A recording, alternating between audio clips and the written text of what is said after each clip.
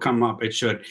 Hello, everybody. Welcome to the Common Sense Academy. We are live now. Joe, the lawyer, Common Sense Academy. I'm here with Bill Bellomy. He's got his own channel where he discusses politics, policing, and various issues that we also discuss here on the Common Sense. Bill reached out to me to see if we could do some sort of collaboration. I watched a couple of videos, and I was more than happy to do that. So I want to thank Bill for coming here today, and I also want to say, go ahead, introduce yourself, Bill.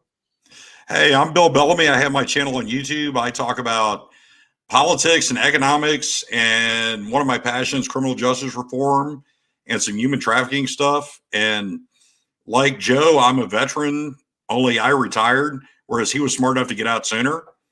But I was in the Army, so people like him were in the aircraft I jumped out of. After I left the Army, I spent some time in workforce development. I spent some time in corrections. I also worked for the Lieutenant Governor's office in Missouri as the Director of Veteran Services. So I kind of have my passions, and I discovered YouTube, and Joe was one of the people that encouraged me by watching his videos to come up with my own channel.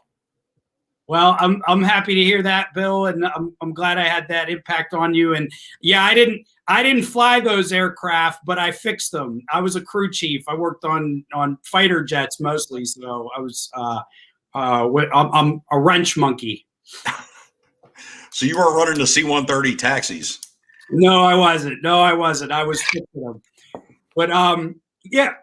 So very interesting career. There's a lot we could talk about, Bill, but I want to start out because my channel focuses on sovereign citizens, and you've had encounters with sovereign citizens. So tell us about how you first, were encountered with the sovereign citizen world. Okay, so I really knew nothing about sovereign citizens until I went to work at a prison, and I was at a reception and diagnostic prison. So basically, when they first get sentenced in county, they'll end up eventually getting transferred to a reception and diagnostic where they do their testing, they classify them, they get their medical stuff done.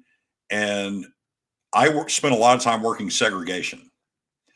And segregation, ours was broken down with, you had the people who had committed violations within the prison, people who were under investigation, the suicide watch, because we had to watch cells in there with the cameras. We also had the protective custody. So when somebody comes in, generally, if they have a predatory charge or conviction, they'll request protective custody based on their charges. So I come in one morning and I'm walking through A wing, which is where it was, and a guy stops me as I'm walking by the cells. And honestly, from a psychological standpoint, people know solitary confinement, yada, yada. Sometimes the only contact they have is with us as corrections officers. So if you want to do the right thing, you'll stop. You'll give them the 5 minutes, because a lot of them, that's all they need. And he starts talking about how it's not right that he's in prison because he's a sovereign citizen. I had never heard this term before. So it becomes, and it was a Sunday. So Sundays are kind of boring in there anyway. And what do you mean you're a sovereign citizen? Well, under the United States is a corporation. It's not a republic. It's not. And the Constitution says this, but the Articles of Confederation, I'm like, the Constitution overrides the Articles. I tried to reason with him. Okay. That was my first mistake. And the funny part is, until I discovered Common Sense Academy, I really didn't truly understand sovereign citizens. So you're talking 2 years before I knew what he was. Okay. So we had this discussion, and he's telling me how it's not right, and they can't put him in prison. And I'm looking through the window at him, and it's like a 3x9 window. And I'm like, but you're in prison. So how can he not put you in prison if you're here? Sure. And that became almost a daily discussion for the entire 2.5 months he was there. It was all, I would look forward to it, honestly, because it would give me something to talk about. Sure. And it goes back to what you and I talked about before we started the live stream of, do they not know about this thing called the 10th Amendment, that anything not covered, any powers not given to Congress or the president are relegated to the states? They really don't. They really don't. And that's one of the funny things is they focus so much on the federal government. And it's like, look, most of what you're dealing with here is state law. Most of this stuff is state law. Oh, the criminal laws are not, and that's not in the federal law. It's like, well, it's in the state law. And like you said, if the power's not in the Constitution, it doesn't violate the Constitution. The states can basically do what they want to a large degree. Well, and it's funny because watching your videos or some other people's videos on sovereign citizens, and I'm not an attorney by any means. I'm a fairly intelligent guy. You know, the first thing I know when it comes to going to court, and I will tell you, based on experience, when I was in the Army in Fayetteville, North Carolina, at one point, the Cumberland County was going to take my driver's license if I didn't hire a lawyer. Okay. Why? Because a man who defends himself has a fool for a client. Yeah. Amen. Amen. I would like to believe sovereign citizens from the standpoint of I can get a refund for all these traffic tickets I paid over the years for speeding, but I don't think it's going to happen.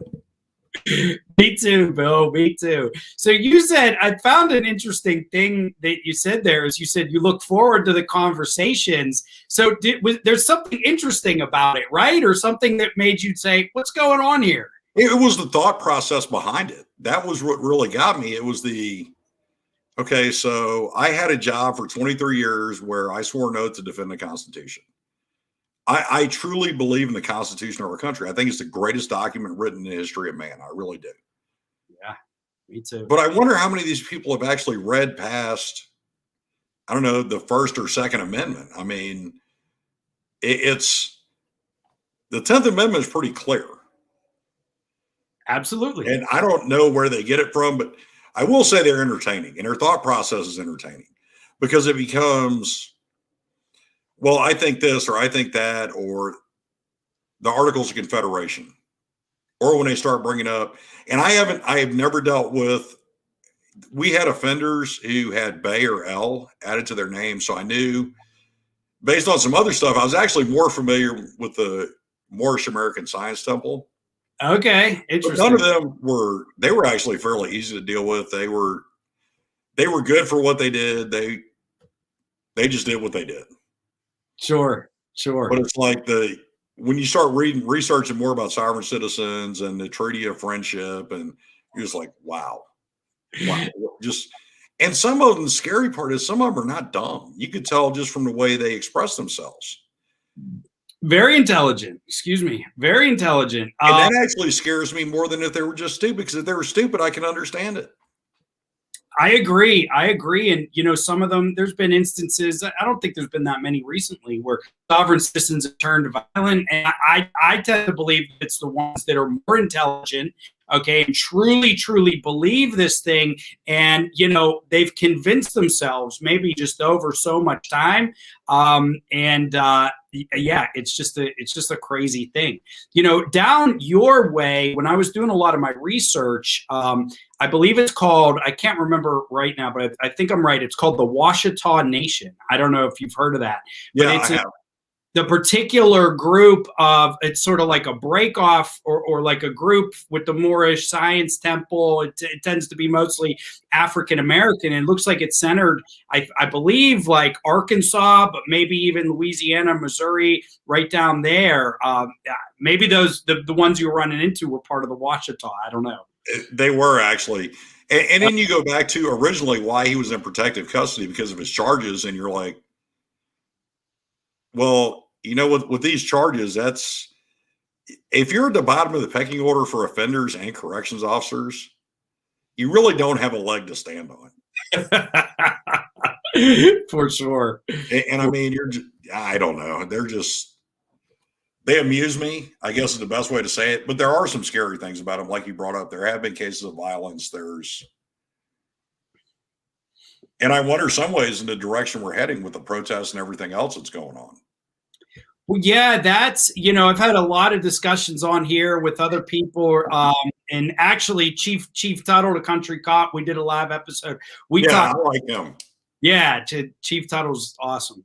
And I think number one, a couple of things. I think what happened was the internet first, right? Because sovereign citizen ideas have been around since like the 60s or the 70s. So we get into the 2000s, late 2000s, and you have the internet. So it's easy for them to dispense, to put this information out there. And I think that caused a sort of a groundswell, like more and more people believing or buying into it. It increased their numbers. And then over the last couple, then we get the pandemic. Okay, then we get the pandemic, and that feeds even more and more conspiracy theories, and conspiracy theories feed off each other, and then we get, and here's the funny thing, and you talk a lot about BLM and Antifa. There were sovereign citizens at BLM protests.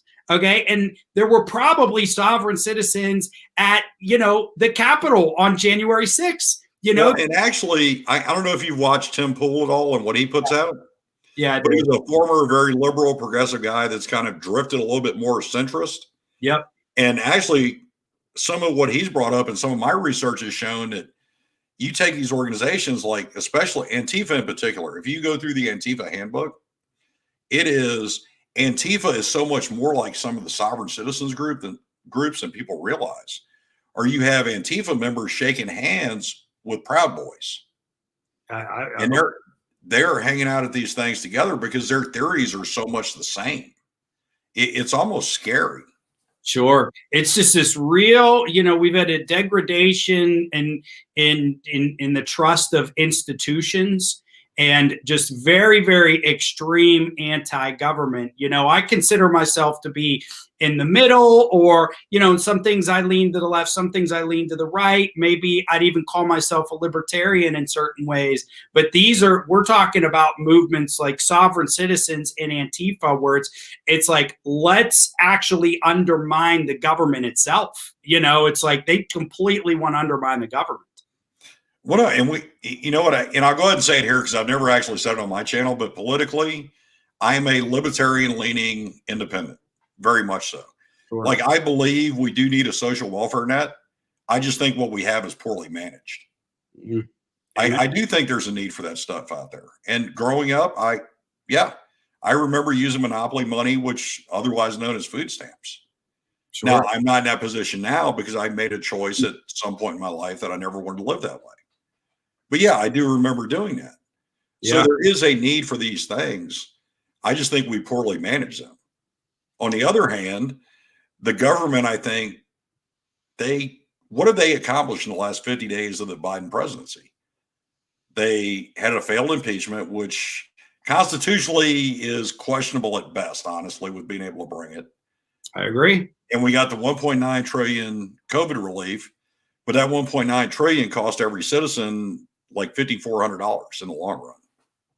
Yep. So, yep. And we'll see, and just when the government spends money, one thing we're lucky about in the United States is, the US dollar is sort of king. And, when it comes to the world, it's kind of the global currency. It's a great storeholder of wealth. Well, I worry with too much government. We're passing stimulus bill after stimulus bill after stimulus bill, printing more and more money if it's going to devalue the US dollar. At the same time, you got a country like China, which is on the rise. And, short-term things like this are good. And I'm for the most part, I don't know everything that was in these packages. Okay. I do think we needed stimulus these last couple of years dealing with COVID. Okay. No, I would agree with that completely. I do think so. Now, I don't know, again, everything that was in each one of these bills. I'm sure if you went line through line, I'd say no, yes. But, short-term gain, it might turn into long-term pain, but I don't know. It's a strange world. Well, I know actually, because I'm in a graduate program right now, and I just did a discussion board where one of the things brought up was China trying to use the yen to replace the dollar for the World Bank. So they're out there trying to do it. Now, granted, the economic data I saw was from 2019, and China wanted to be the world's largest economy. Yeah. They're still more than 50% behind us. Now, Sure. What I think as Americans, and I've given this theory before, at one point, America and Australia, and I'll combine them together, were very practical, whereas Europe was civilized. And I think may have lost too much of our practicality in some ways. But in the end, I do think, and World War II is a good example of, we can pull together in a country. We're still, and look at just after 9/11. Yep. We truly can build the strongest economy. There is unity there. There's just so many figureheads out there causing divisiveness within this country that we have people trying to destroy the unity, but I don't think they'll ever fully accomplish it. I sure hope not. And it's, you're a retired military veteran. You work in the federal government, etc. And I was in the military. It's like I hate seeing the country disunited. And I'd really like to see the country more united. I think what happens is these social issues, sort of put when the country's at peace. And I don't even say we're there now, but like social issues create a wedge, within our society, these social issues. And we're mostly united on the bigger issues, but these social issues, pull us apart. And I think there's elements on both sides that make these, such central issues in our country, in our political discourse. Around 9/11, we were united. Sometimes you need a common enemy to unite you. We had the Cold War. It was the Soviet Union. Prior to that, No, I would agree with that. It was World War II to the Cold War to 9/11. Yep. Yeah. And now we don't have that common enemy. What are we going to deal with? A virus, and it's like, so we're focusing on each other and we're turning on each other. It's not good for us long term. Well, I'll give you an example, because as a young 18, 19, 20-year-old paratrooper, you start drinking in the barracks and there's nobody else to get into an argument with. So you get into an argument and fight with your brother.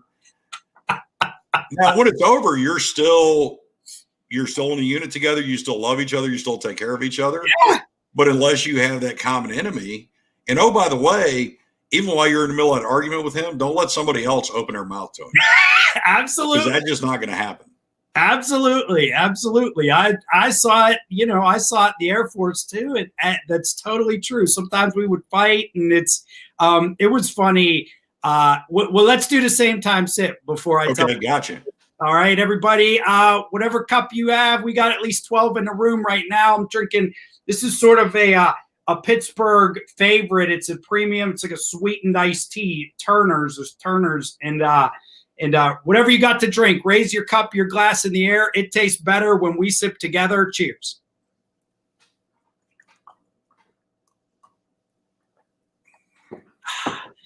But yeah, so the story I was going to tell, Bill, I was stationed at Kadena Air Force Base in Okinawa, and it's mostly Air Force and Marines on the base. There's some. Yep, I'm familiar with it, and my sister's former husband spent time there on a Westpac float. Okay, very cool, very cool. Not that much Army. I don't know. Not much Army. A little bit of Navy. There's a naval base. I used to go. They had a nice gym. I remember going to their gym. Anyway. We would, if we went out on gate, so there was this one street right out one of the gates. It was called Gate 2 Street, where like all the American armed forces, we all went out there, and that was just kind of our street, right? And you'd get the only natives that went there wanted to hang out with us. Okay, so we'd go out there. And if we were all drinking and, Air Force getting riled up and there'd be some Marines, it might be like there might be an Air Force versus Marine fight, whereas when we were on the base and there was a club, there was it was called the Airmen's Club, the lower Air Force, you're an airman, right? We're not. We're airmen. And at the Airmen's Club, we get into fights with each other. And then out on Gate 2 Street, we get into fights with the Marines out there. So it's just like, you're totally right. No, I understand. And the funny part is people talk about whether it's Army, Air Force, Marines, or apparently now the Guardians. Although I really think it'd be much cooler if they were called the Spacemen, but that's beside the point. Is that I will tell you, Guardians? I didn't know that. Yeah, Space Force is called Guardians. Guardians, okay. And you got to remember, because I grew up in infantry battalions and infantry brigades, but so for me, my influence with the Air Force, other than when we jumped, which was pilots and loadmasters, is JTACs, pararescue, the guys like that. Yeah. So my impression of the Air Force is not these super techie nerd guys. I mean, you sign up to be pararescue or JTAC, or a TAC-P, I should say, because JTAC is just one of their qualifications. Sure. Yeah, you're basically signing up to hang out with guys that are going to make fun of you, and you got to stand up for yourself. So my impression of the Air Force is actually pretty good. And two, when I was a private making like $660 a month, yeah, I got an extra $110 to jump out of airplanes. I couldn't do that if they didn't keep the airplanes up. Yeah, absolutely. And it's, we all need each other at the end of the day. But yeah, a lot of the Air Force is kind of techie and geeky, though. I'll take that. I was the first sergeant of a signal company, so yeah, I can I can understand that. But I did have good internet when we were in Iraq because of that. Right. I actually had, a lot of the Air Force, like I was out there working on like jets and interacting with the pilots. It's like a lot of the Air Force will never even step on a flight line. It's all support type stuff or logistics or technical, et cetera, et cetera. I mean, that's kind of true to a lot of the branches. It is actually in one sense or another, but.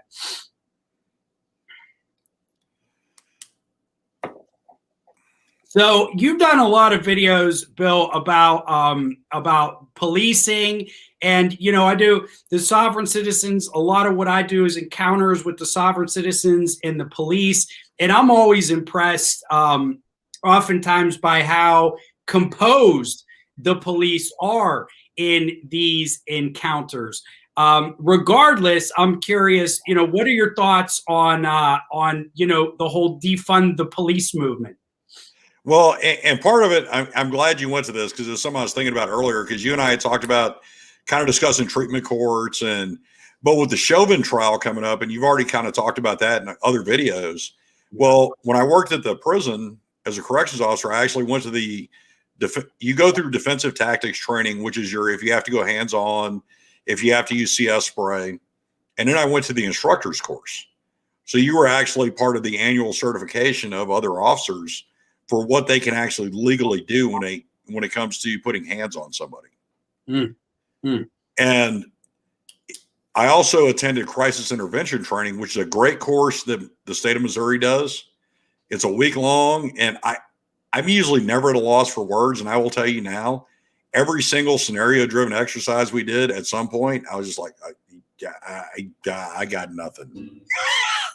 And maybe reaching for my pepper spray. So as far as defunding the police, and we can talk about Chauvin to begin with, or Chauvin, however you pronounce his name. I'm not even sure because I've heard like 4 different things. I'll just say Chauvin. It's easy. Yeah, but the example I used where he had the guy on the ground with his knee on his neck. Well, in the state of Missouri, it is expressed thoroughly when you're going through training that that's not allowed. No chokes are allowed. But apparently in their training manual and how they train defensive tactics in Minneapolis, that's a legitimate technique to use. Crazy. And no, I don't agree with it, but there's other things you can do. Sure. Now, part of that is, as a police officer, and you're a defense attorney, so you can definitely understand this. It is, even in prison, 70% of the people you deal with are emotionally disturbed persons. It could be because of psychosis from meth. It could be, or an underlying psychological issue. That's how they end up there. That's never addressed. Absolutely. So to train police officers to do this, and not just to train them, to recruit them to begin with, that's where I think we're missing the ball. We recruit the right ones, which means there's an education requirement. There's psychological testing that's more thorough than what they're doing now, but that makes it more expensive. Sure. And to attract these people, you have to pay them more, because why would they do that if they can go to law school or go to become a psychologist? Absolutely. And then, oh, by the way, on top of it, training them costs more. So defunding is not the answer. We can have a more thorough police force. And I would say this, 90% of the officers out there do have what it takes to accomplish these things. We just got to give them the right tools. And another 10%, we do need to weed out. For sure. For sure. So and I've sort of advocated for this, and I've hinted to it in certain videos. I don't know if it's on this channel or the other channels. They're saying defund the police. Actually, what the police need, if we want better policing, is more funding. You know? No, I would agree with that. Yeah. And I would agree with, after working in a corrections department, well, where's the requirement to have psychological training? We have a little bit in the basic training academy. Then you have a little bit if you go to the crisis intervention training. And police officers, many of them get about the same thing. But we need more in-depth training and annual training. And, well, maybe the requirement is that the state or these municipalities pick up the bill for them taking additional psychology courses, college level courses. What do you mean by psychological training? Like training so that the officers can understand when they're dealing with people, you know, they can say, oh, this person's like maybe schizophrenic, or this person's having a nervous breakdown. Is that what you mean, to like identify? Yeah, that's a great point, because if somebody's having a nervous breakdown, then that's a temporary, as long as you're calm and patient, you can get them calmed down. But if somebody's having a full-blown schizophrenic break, yeah, there's no calming them down. They need to be sedated, because that's the only thing that's going to stop, that's going to de-escalate the situation. But they need to have the skills to be able to do this and identify when to do what. Because a lot of them would do it if they had the training. They just don't. Is that what you mean by psychological training? I'm just trying to understand. Like, no, it is. It's actually taking classes in psychology and sitting down in a room with psychiatrists and psychologists and being taught, hey, here's the signs of schizophrenia. Hey, here's a sign of somebody that's just having a nervous breakdown because the bills are late because they've been locked down because of COVID, and their kids are driving them insane. And I don't know if you have kids, I do. Mm-hmm. And they will make you insane given the chance. And they don't do it on purpose either. Well, I think sometimes they do, but that's beside the point. I don't have. I have a niece and a nephew, and I've seen them do some things that drive my brother and sister crazy. And it's like, I don't have to directly intervene, you know, but I observe it, and so I kind of know what you're saying. Yeah. But I mean, it's, how do we train police officers to deal with these people the right way? And I think most police officers, some do self-study, some have education before they go into it. But I do think the vast majority of them, they just want the skills to be able to do their job the right way and safely. Because I can't see the majority of police officers out there wanting something to result in the death of anyone. No chance. No chance. They all go home. They want to go home to their families. You know what I mean? And they sign up to protect and serve. And I think that's really what they want to do down deep. But we as citizens owe them the funding needed so that they can get trained to do that. And my experience working with a treatment court, which was a homeless court in Springfield, Missouri, is a lot of times if there's a push for it or a movement for it, you can get volunteers that will step in a heartbeat and do these things. They're more than willing to. That's true. That's true. I worked on a veterans court here in Allegheny County, and half the people in that room were volunteers, like you said, and a lot of them were former veterans who were just there to help out, you know, the veterans who were now in legal trouble. I agree. If you make a call or you put a word out or you push for it, like you said, there's some energy behind it. You can get people to volunteer 100%. Oh, yeah. And you could get that to do training sessions. In Greene County, Missouri, they actually hold CIT training for free. Mm. They do it every couple of months, and there's limited slots available for it. But it's, if you're a police officer, if you're EMS, I was in workforce development when I was offered a slot to go through homeless court because the judge thought it would be a good idea if I could attend it. Mm. And my boss, because I was a state employee at the time working in a DEPOP program, she was like, okay, yeah, fine. It's not going to cost us anything. You might as well go. Yeah. And I did it again working for the prison. And here's the funny part. In a corrections academy, and I think most of them are the same throughout the country, mm-hmm. The instructors, everything I've seen in videos, my own experience, they really are the creme de la creme of those corrections departments. Mm. And not just from the fact that they can teach or the experiences they've had, but just the way they look at things. Gotcha. They are all about de-escalating where you can. And I think that's our biggest thing, is being able to teach people more de-escalation skills when they're in these positions, be it corrections, police, or law enforcement. Because I'll tell you now, the plan in Minneapolis they talked about with replacing police officers with social workers, if you got a guy that's tripping on PCP with a knife, that social worker isn't going to go anywhere near him. No. It's going to take police officers to get control of that situation. I agree 100%. I mean, I can't. I mean, if they actually do this, within a couple of months, there's going to be a headline: 2 social workers shot and killed, something like that. Within a couple of months, that's going to happen. You need the police, like you said.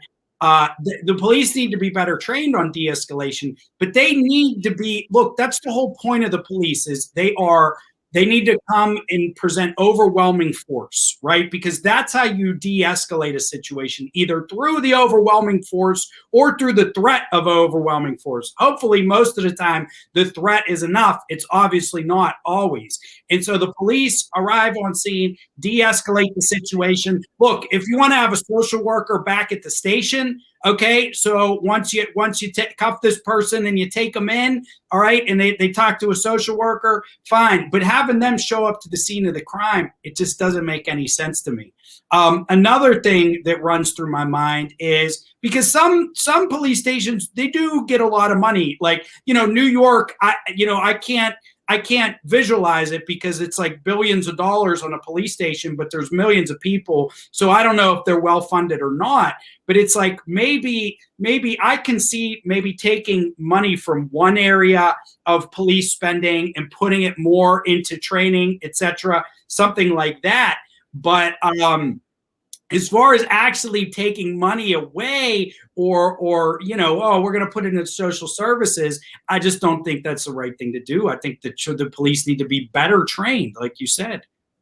Well, and actually, you brought up New York City, and I know off the top of my head with that because I researched it. It's Mayor de Blasio recommended cutting $1 billion from the New York City Police Department, which, just for context, is almost 35,000 people. That's the equivalent to 2 Army combat divisions. Now, where that money was going to go, they accounted for about 600,000 of it. And that 600,000 to go towards education and social work and homeless issues. So I'm good with spending money on those items. Uh-huh. Well, where's the other 400 million going? They never accounted for that in anything he said or did. But we're going to cut $1 billion from a police department that is huge, that actually needs it. That, if you remember, a few years ago, they had 2 officers shot in their head sitting in a squad car. Yep. I mean, but what I will say, and this is not good for the metro areas, you take a place like Minneapolis or Los Angeles or even Pittsburgh, or when you start talking about defunding the police and you start officers lose faith in people having their backs, well, then they'll leave. They'll go interview for jobs in places like mid-sized towns. So the advantage for these localities is they get really well-trained, experienced officers, and the officers get a community that supports them and respects them. And so it's a win for mid-sized and small towns, whereas maybe some of these big cities need to look at what they're doing. Absolutely. That's interesting. And I never thought about that, but yeah, absolutely. That makes sense 100%. Somebody, might, like in Pittsburgh, is like, oh, go be a Pittsburgh police officer or go be a state trooper, or go to one of these small towns. That's very interesting that I hadn't thought about. The thing with New York and it too is, that's got to be a specialized police force because they deal with threats, obviously. I mean, 9/11, but they have the potential for dealing with threats that a lot of other cities aren't going to deal with, or just are not targets for, at least on a regular basis, etc. So, defunding a police department like that just seems to me to be very, very dangerous. Oh, it would be. So, and I mean, they're seeing, if you look at where crime rates are going, is going back to, and the example I use in it because it's easier for people to find, is go back and look at some old episodes of Barney Miller when they talk about crime in the 70s and early 80s in New York City. And if you look at crime stats, they're moving back towards it. Yeah. So what have we actually accomplished by doing this? We've not made it safer. You have the businesses, 30% of which will never reopen after COVID. Yep. On top of it, you're losing wealthy people where all your taxes were coming from. Yeah. And oh, by the way, you're losing good police officers on top of it. So crime's going to go up. Sure. And that's so interesting. You're going to go to the smaller communities, and that totally makes sense. I mean, even, the dynamic in Pittsburgh is because there's some suburbs outside of Pittsburgh that pay their they're some of the smaller towns, they obviously don't have the money and the resources, so they're not paying these officers a ton. But there are some communities, like higher price communities, where I think the officers there make a shit ton of money.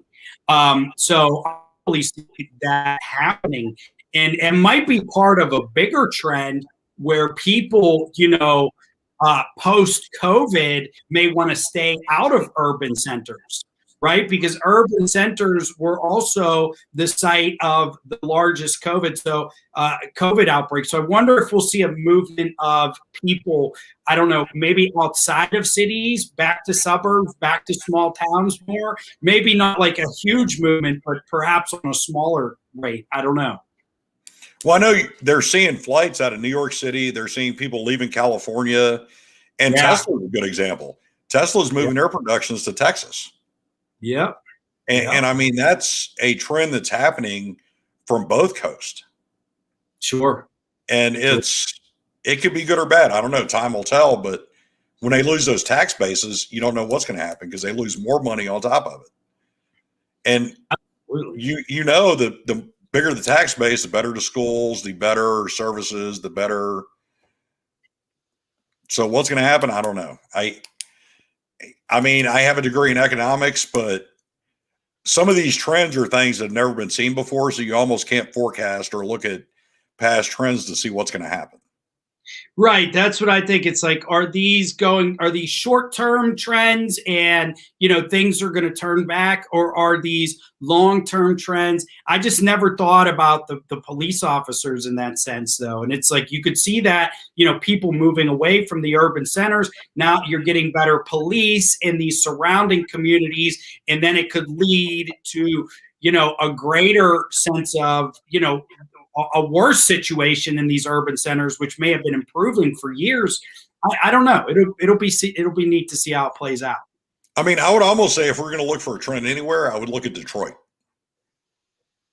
Okay. Because the automakers started moving out, the jobs started leaving, and then you look at if you've ever looked at any of the urban decay videos or the abandoned places videos. Yeah. There was a show. What was it? It was basically when people go away, what happens?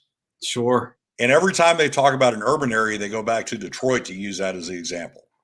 But I don't want to see that. I love this country. And even personally, I would never live in Los Angeles or New York City. That's just not for me.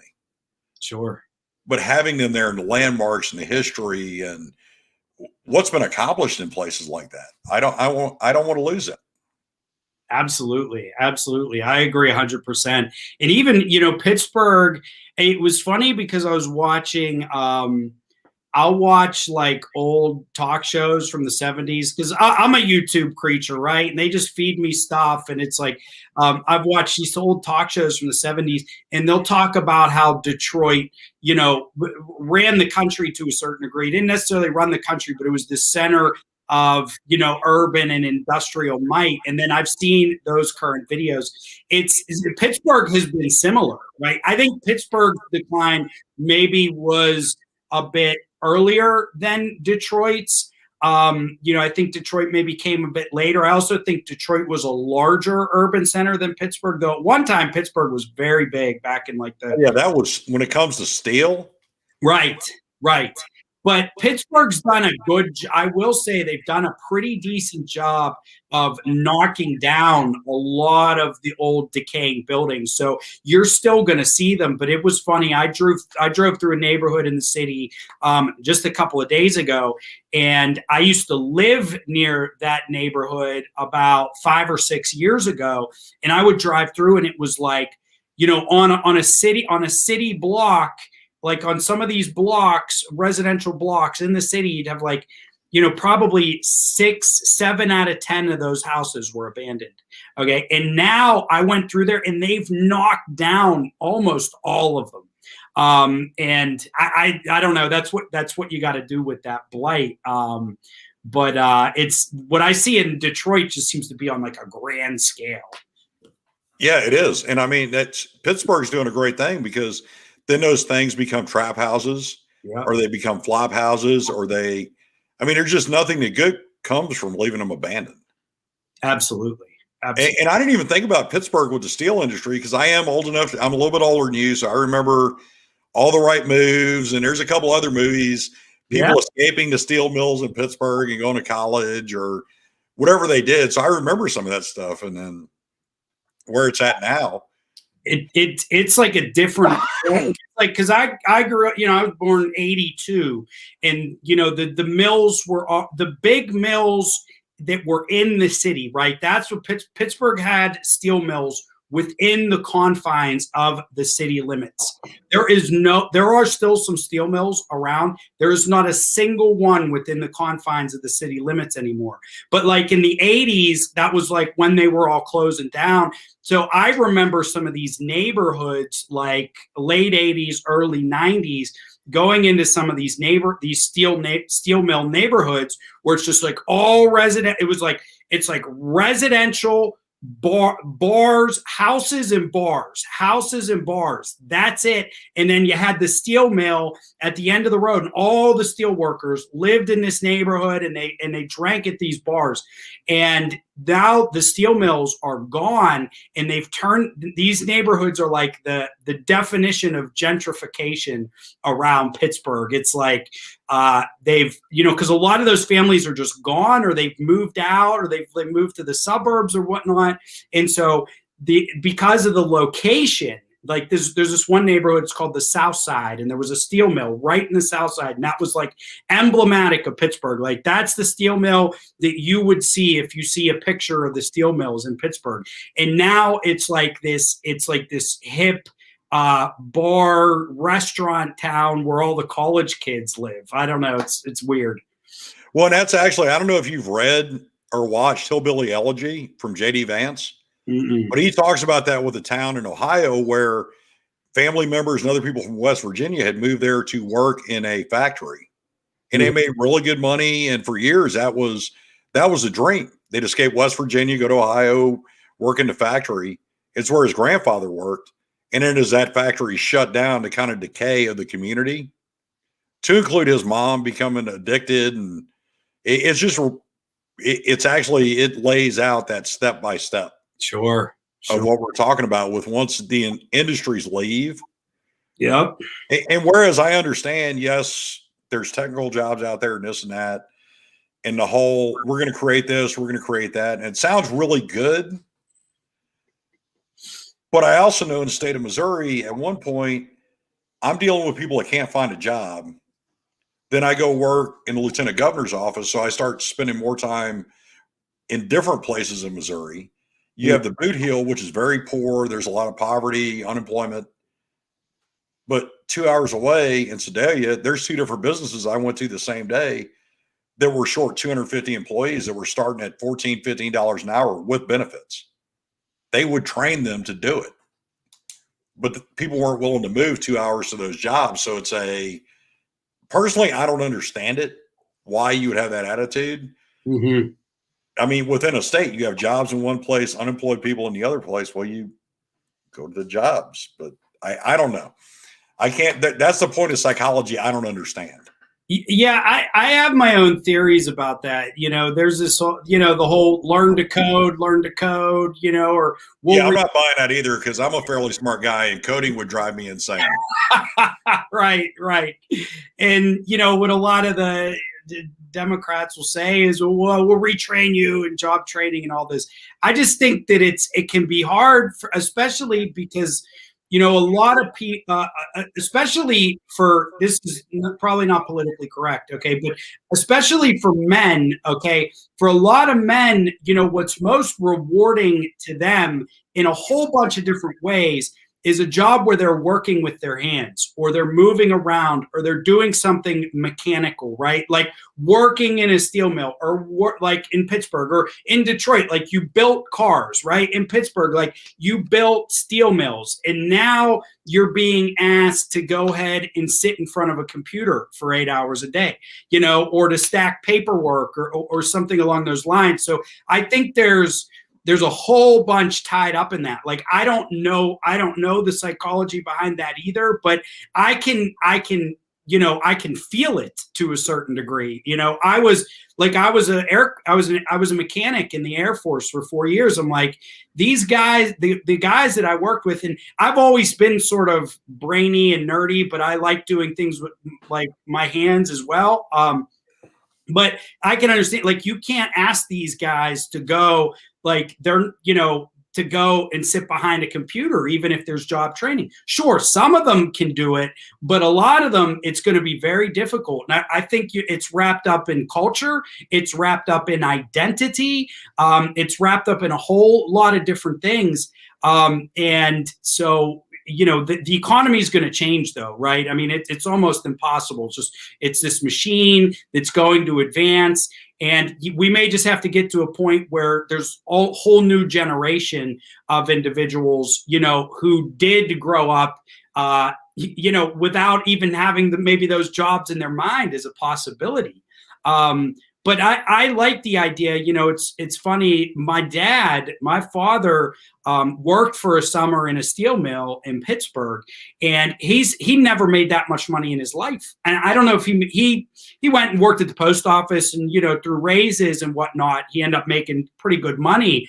And it's a great deal. But you could walk into, with the steel industry or with the car industry, 18 years old, graduate high school, walk into a steel mill and learn on the job. You start out as a laborer, then you get a more specialized position, learn on the job, and you're making good money right away. That world just may be gone. And there's some people who just aren't going to, and I don't think it's as bad as maybe it was in the 80s or the 90s, I think, but there's some people who just aren't going to be able to make that transition, period.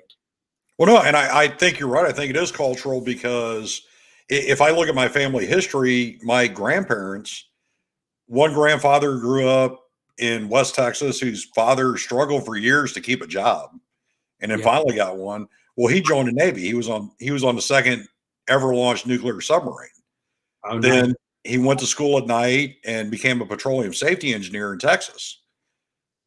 And then on the other side, he was a helicopter pilot in the Army. And my biological dad actually ended up going to law school. He also had a master's degree in physics, just too smart for his own good. But yeah, the guy that raised me, my stepdad, who I refer to as my dad, my father, and that's how he gets introduced, spent 30 years in plumbing. Then that business went away, and he now still is a foreman for basically a company that puts up the cell phone towers. So he's worked with his hands his entire life. Right. And I grew up because at times I couldn't be trusted as a teenager because I would do weird things like flick matches behind the TV and other destructive type behaviors. So I spent a lot of time with him on plumbing, on housing sites, roughing in plumbing and stuff like that. And I came to a determination. That's not what I wanted for my life. Right. So I got in some trouble and had the option to go in the Army. Yeah. Hey, that's perfect. I'm going to go jump out of airplanes. Sure. Well, I ended up spent most of the time in infantry units. So you're carrying rucksacks. I'm jumping out of airplanes. Yeah. Well, by the same token, I dual majored in international relations and economics. And I do have an interest in politics. But like you said, I like working with my hands. I just don't want to do it for a living. Sure. But I do need that to be a part of my life.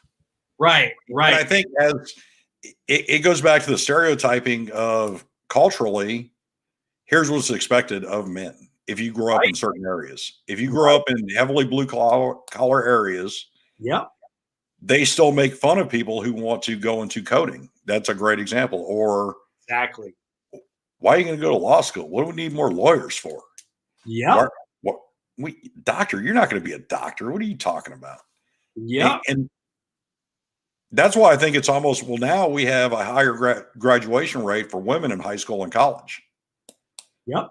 And that's leading to other issues. And I make fun of, I actually make this joke all the time because a friend of mine, I'm around a lot of medical people, and I make the joke, I should just suck it up and go to nursing school. Right. And I know I could graduate from it. It's not something I would want to do. And I could not give people quality care. Right. I don't care. But there's great money in it. It's just not for me. And I know it's not for me. And the patients would suffer because of that. Sure. Now I just sit in the basement and complain on the internet. I hear you, Bill. I hear you.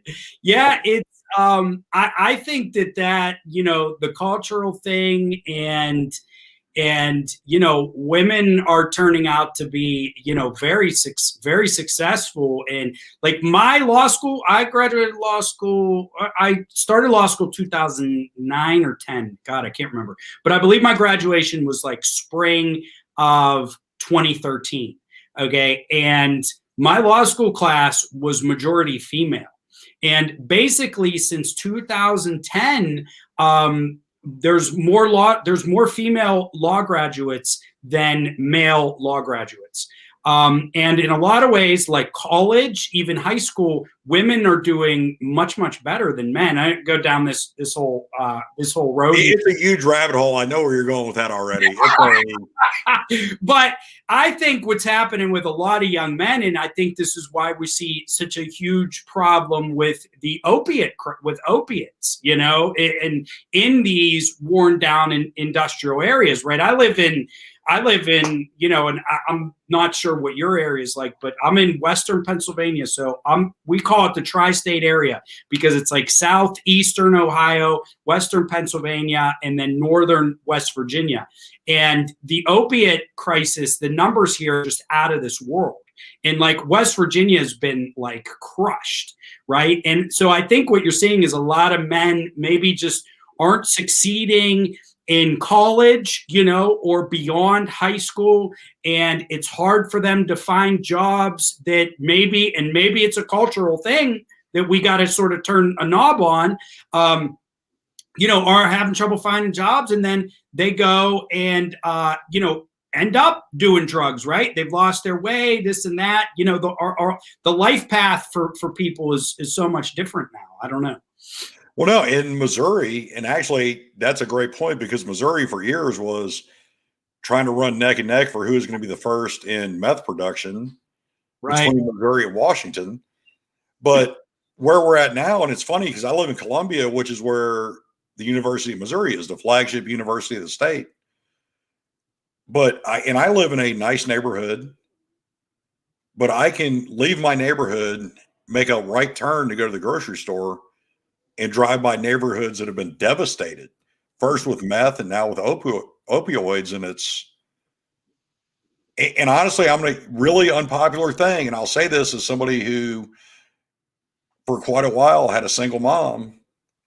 It's men not standing up when they should have when people are growing up. And this is not to take anything away from single moms. It is really not. Because I have more respect in the world for my mom. And we've had a lot of talks in the last couple of months that we didn't have for almost 30 years, where I gave her a lot of credit I should have. Very cool. But I think it is I think men have created a position where women have to stand up and be stronger. And then there's men that resent them for it and don't want to stick around because of it. So we're not giving solid role models to young men. Absolutely. Absolutely. I couldn't. Young women are seeing their moms stand up and be strong and pay bills and work and do these awesome things, but young men are not always seeing the same thing. I agree. And we need to get some sort of balance back there again. But let's get back to a lighter topic before we close out. So you know, you only have to share as much as you want, but do you have any funny stories from when you were a corrections officer? And you want funny or disgusting? Because looking back, it's funny. When it happened, it was disgusting. Because you got what we call Picassos. How about one funny and one disgusting, or whatever? Okay, we'll start off with the disgusting, and then we'll end with funny. Okay. And actually, we can add a third one that's kind of sad. But so I won't say names because some of these offenders may still be locked up. But no names. Yeah, we had an older gentleman who was famous for when people made him mad, he would paint his cell in fecal matter. Okay. And he was in segregation, and the shift before us had done something to piss him off. I don't know what they did. So he covered his cell to include the window. Well, we've got to be able to check on him twice an hour. So I kind of beat on his door. I'm like, hey, I got to be able to see you to check on you. So you got to tell me what's going on, or we're going to have to get a team and extract you and all these other things. Right. And he licked 2 stripes on the window so that I could look through the window and see him. That day, I questioned my life choices. Okay, he was famous for it. And then we had, funny story. Okay, so we had an offender who, there's kind of a sad part to this story later on, but we had an offender who was involved with gangs to a point.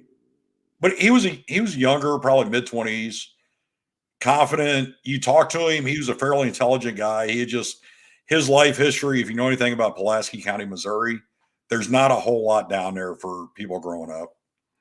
So he got involved with drugs, he got involved with gangs, and he basically shredded a mattress and flushed it down a toilet, caused the toilet to clog, it backs up into the cell. And I'm like, oh, I got you this time.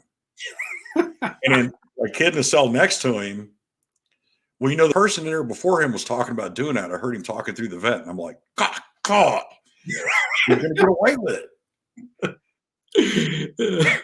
So then we brought him out with the squeegee. And in segregation, anytime you leave your cell, you have to be cuffed. Okay. So I had him squeegee in the walkway backwards because his hands were cuffed behind him. And he's just laughing the whole time. And I just look at him and I'm like, I know you did it. I know for a fact you did it, but you got me this time. And he just started laughing. He's like, as long as we're in the same sheet of music. Well, fast forward, I found out from people I know that still work in a prison, this young man's been diagnosed with pretty aggressive cancer. And he's going through chemo now. So I hope the best for him. Yeah. Sorry to hear that.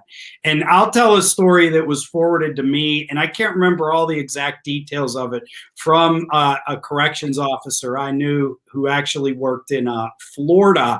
And I can't remember exactly what the details were. I don't know. So he was on a pod, okay, and you know, with like a second level where the cells were, and then the open space on the bottom. And I don't know if it was like lockdown time, like everybody had to go into their cells, or if he somehow like sprung out of his cell, something along those lines, where he either didn't go in or he sprung out somehow.